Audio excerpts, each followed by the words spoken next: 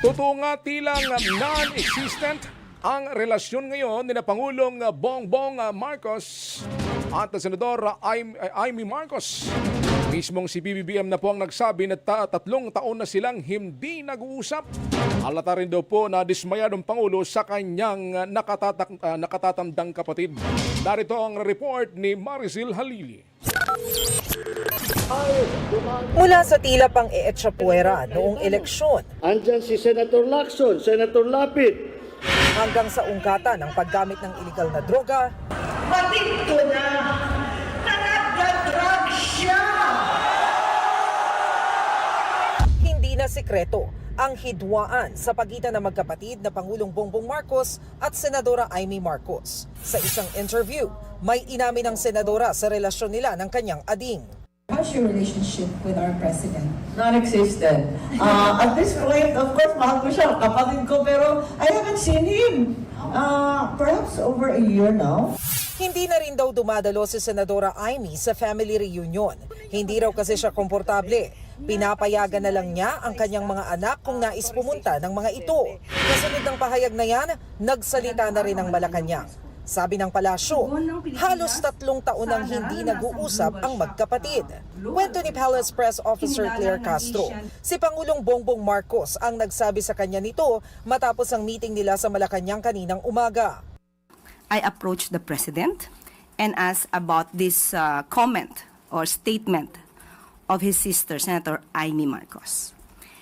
And he said, yes, they haven't spoken for almost 3 years.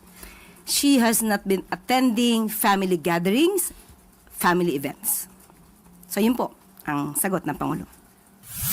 Sabi ni Yuse Castro, walang sama ng loob ang Pangulo sa kanyang ate. Kaya mas maiging itanong na lang sa senadora kung bakit humantong sa ganito ang relasyon nilang magkapatid. Pero hindi raw maikakailang dismayado ang Pangulo. Paano ko ba i-describe yung kanyang reaksyon? Bago siya kasi sumagot, ay pinag-isipan niya talaga. Sa aking paningin, sa kanyang body language, ay disappointed siya sa kanyang nadidinig ng mga salita mula sa kanyang kapatid. Inulit din ni Senadora Amy na labas-masok sa ospital noon ng Pangulo, kaya raw nalulungkot siya na hindi ito naaalagaan. Pero laging giit ng palasyo, fake news ang kumakalat na hindi maganda tungkol sa kalusugan ni PBBM. Matatanda ang nag-jogging ang Pangulo sa Malacanang para patunayang maayos ang kanyang kalusugan.